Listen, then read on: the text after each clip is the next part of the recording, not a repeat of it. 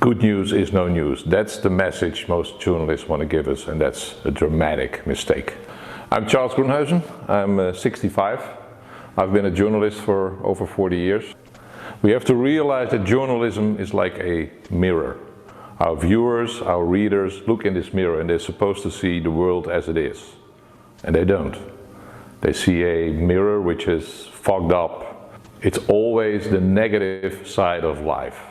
And I try to correct that mistake a teeny tiny little bit. What I try to do as a journalist now is give more a long-term perspective. What I see on TV all the time is a lot of noise, breaking news. I like to focus on silent revolutions, but they're extremely important, but long-term. I'm an optimist because I look at facts. Think about the decline in extreme poverty. It's unbelievable what we accomplished in the last 25, 30 years. More than 100,000 people every day who come out of extreme poverty. Think about child mortality. Think about average life expectancy.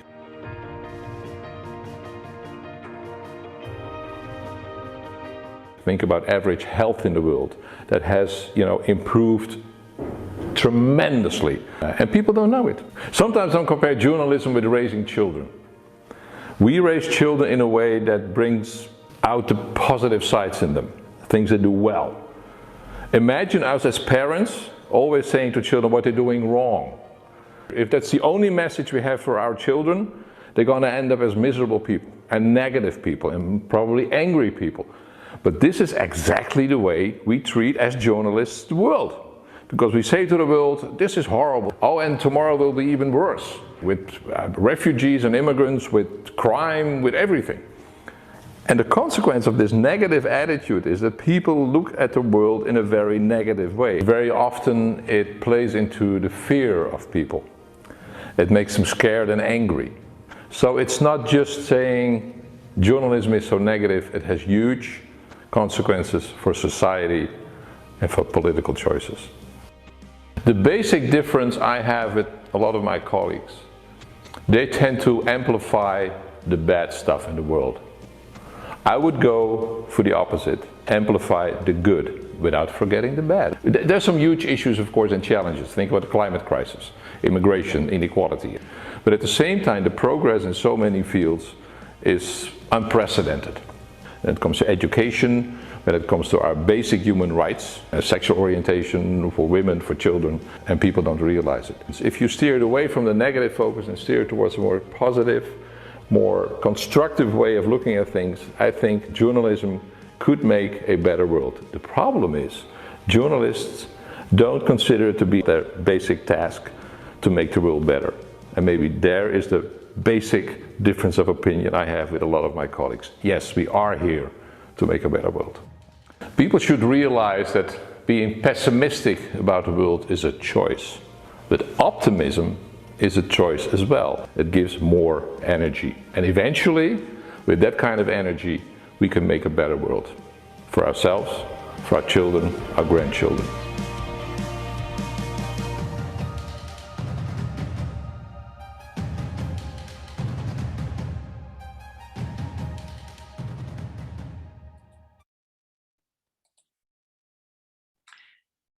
Okay, I just love that video. I can't tell you how many times I've watched it. So now I'm going to start by showing you a few pictures.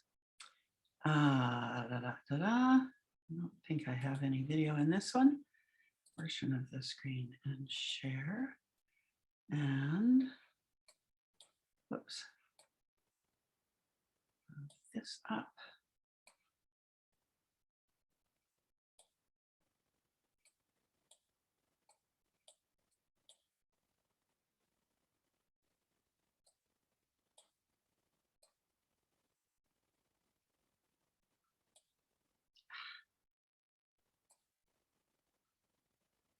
Why is it not working?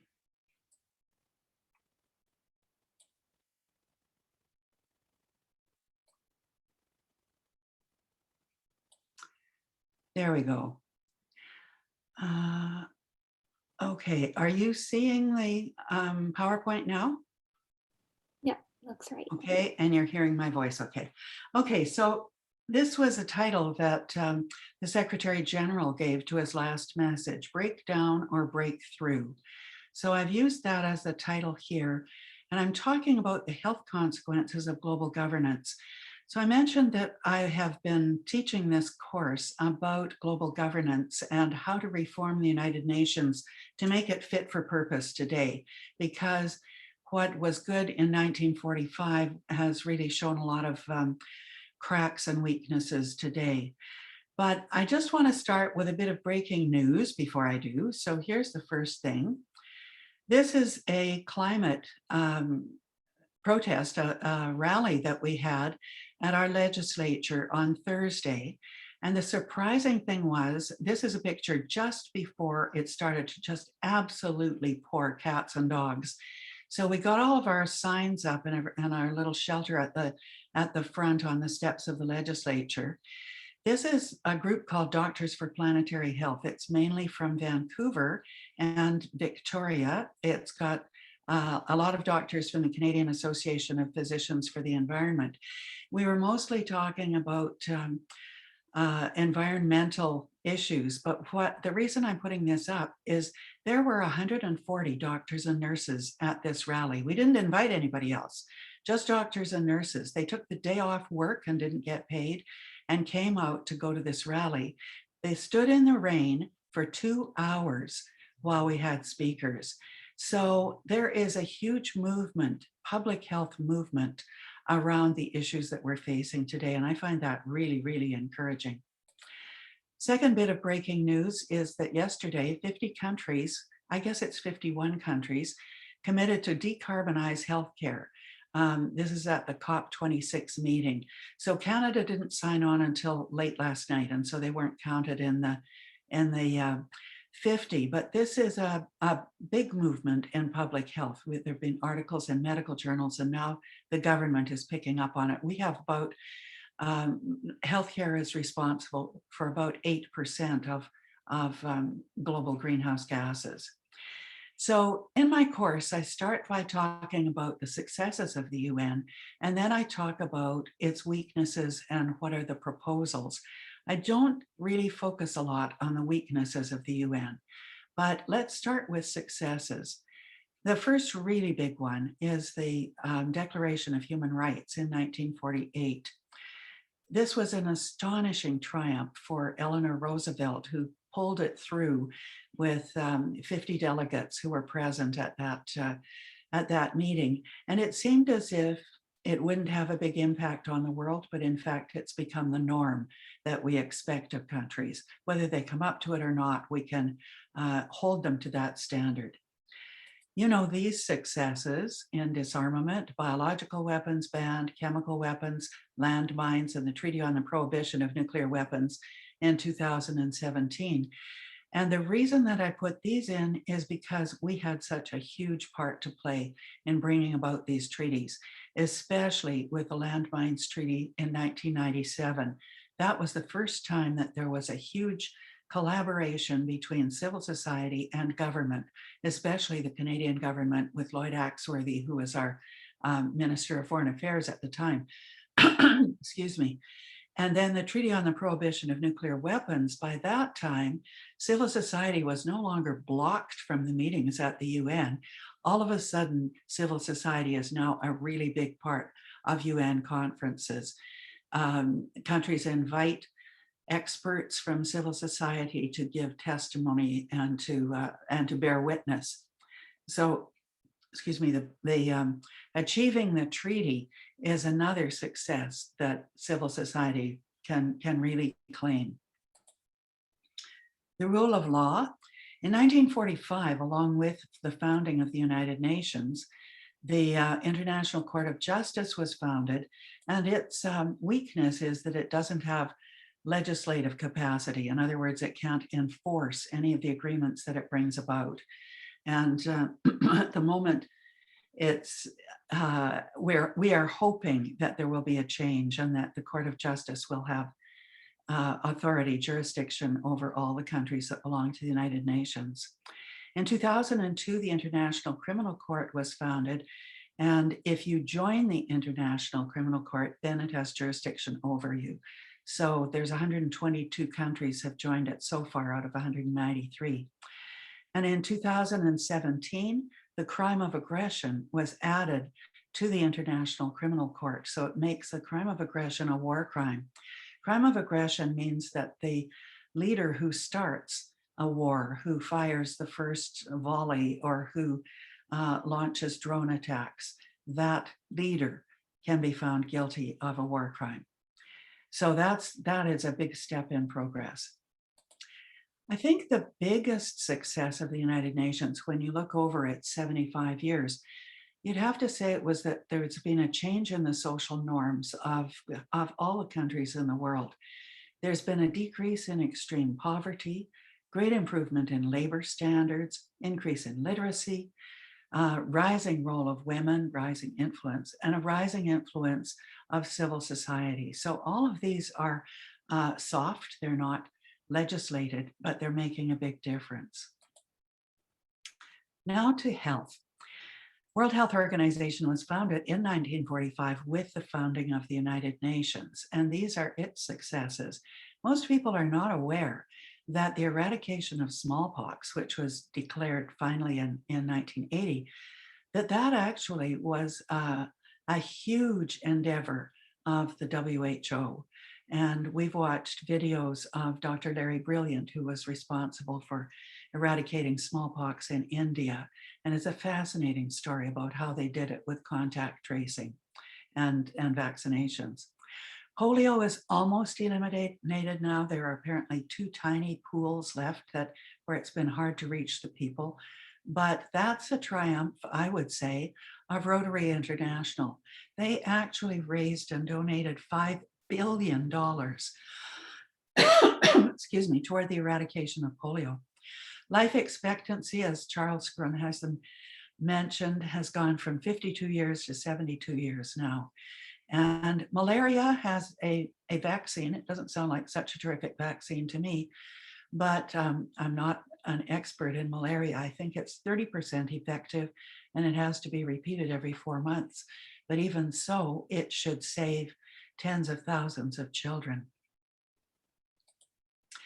One of the results of the slow movement and in some ways inadequate movement of the World Health Organization through the pandemic is that there was a review held for a year, and the Global Health Threats Council was established as a result of that. The council itself was really distinguished people. Ellen Johnson Sirleaf, excuse me, who was the president of Liberia and a Nobel Prize winner, was the chair, and they came up with these excellent recommendations. So first of all, that there would be 10 representatives on a Global Threats Council that would be a permanent standing body. So they would be regional representatives, not national. 3 civil society representatives, 3 private sector representatives, and 3 prominent global citizens or experts. And President Biden committed the United States to that Global Health Threats Council in September of this year. So this, I think, is a real step forward to allow the World Health Organization to move forward a lot faster. I don't know if you're aware that the Secretary General, the head of the World Health Organization was not allowed to announce that it was a pandemic.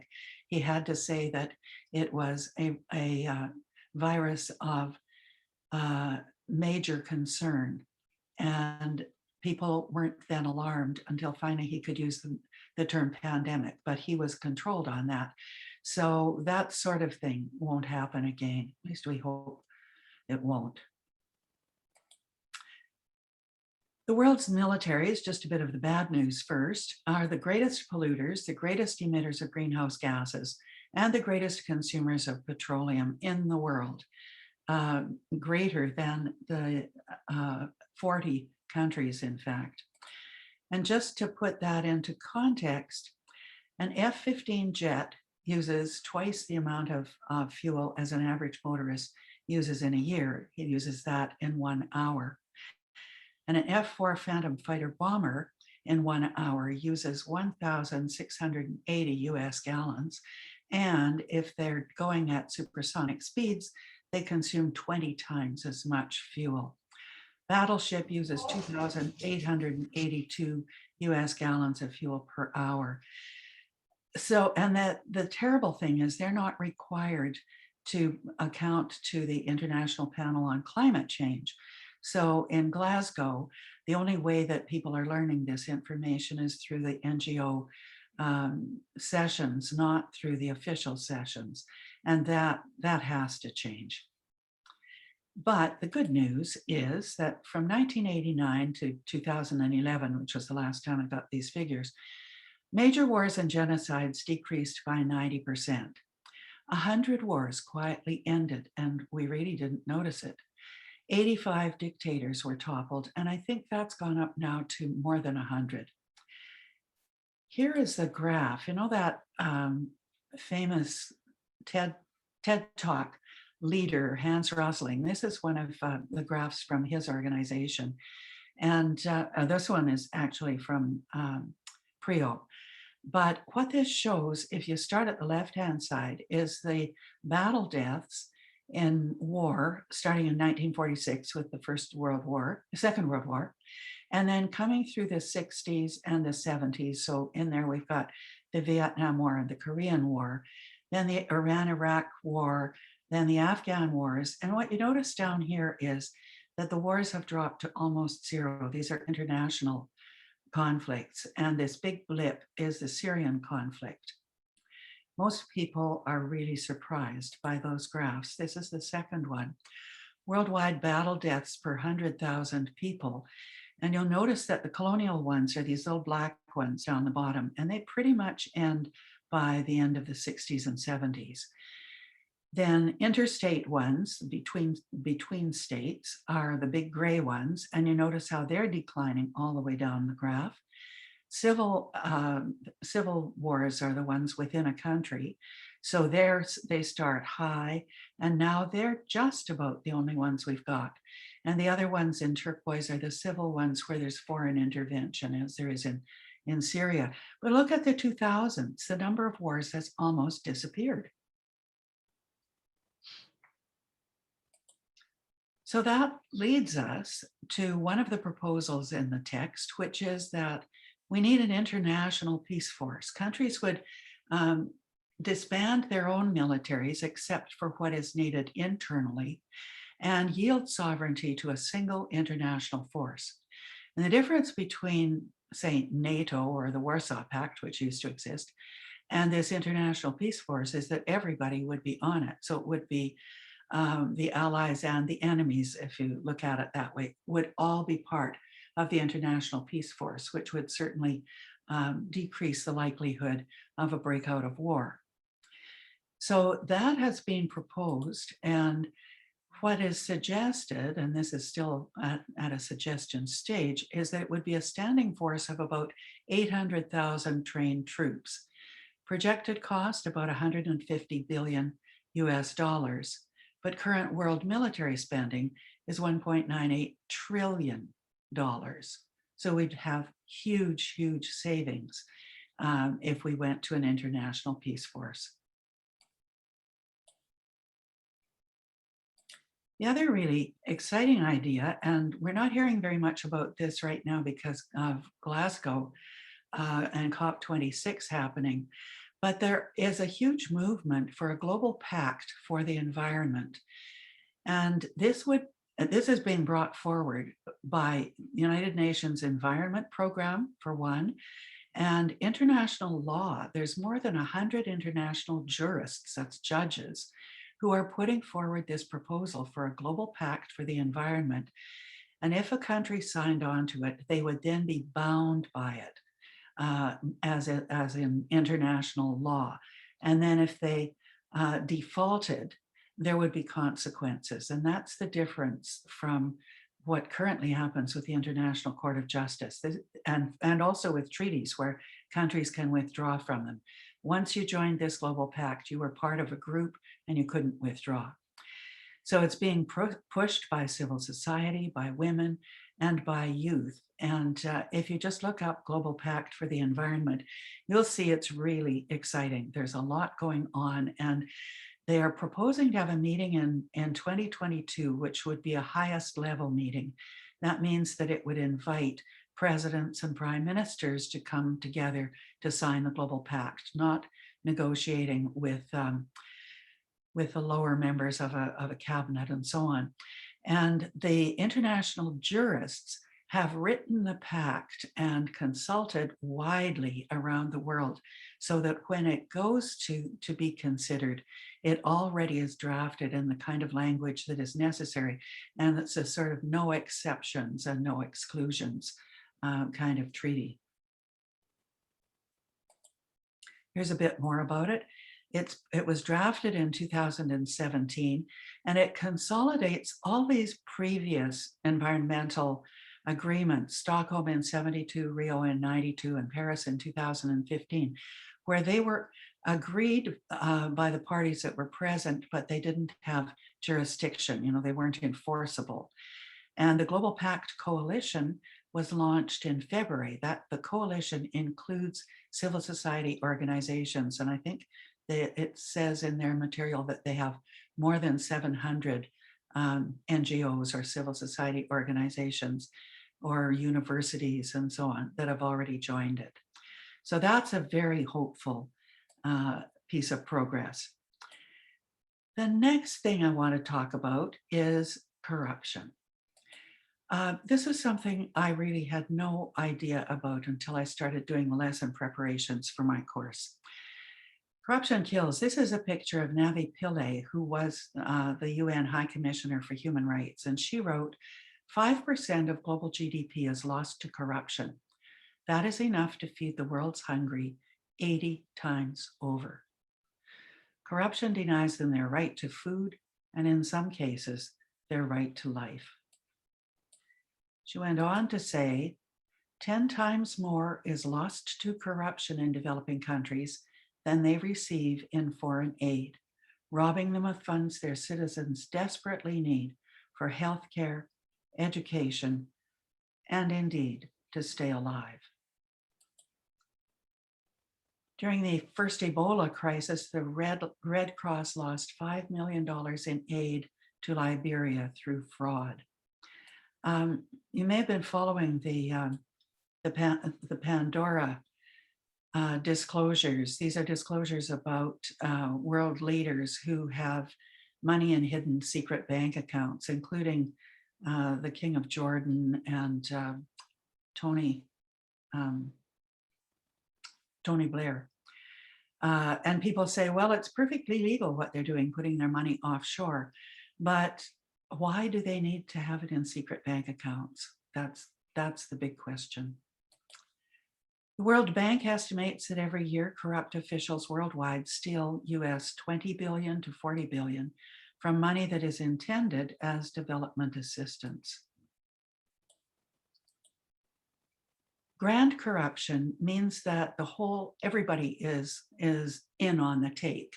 The government, the president, and all of the members of government, the army, the judges, the courts, and the police. Everybody has their hand out, and that means that nothing in a country can work. And this is what's happening in Guatemala right now as an example. So the result is there's no human rights. You can't uphold human rights. There's censorship to prevent any kind of opposition from ordinary citizens, poverty, malnutrition, terrible violence, loss of dignity, health is a disaster, and so is education. But, here comes the good news. Recognize these guys? 100 world leaders call for an international anti-corruption court. So we got Ujjal Dosanjh, Michael Ignatieff, Alan Rock, and Lloyd Axworthy. Sorry, my mind goes blank.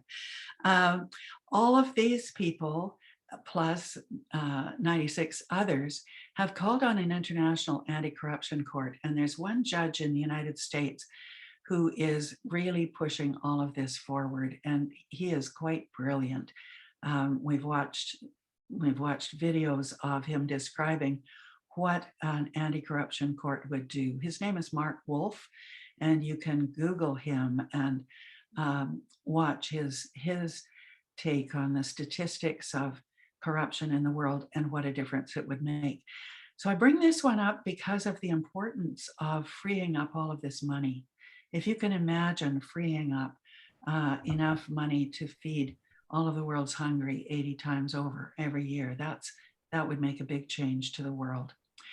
So those are the major changes that I have been teaching about and that have real health consequences. I think, in fact, everything has health consequences, but these ones are particularly obvious. And then I'm going to finish with my favorite cartoon, this one. Oh, yeah. Energy independence, preserve rainforests, sustainability, green jobs, livable cities, renewables, clean water, air, healthy children, etc. And he says, what if it's a big hoax and we create a better world for nothing? There's always bad if you look for it, eh?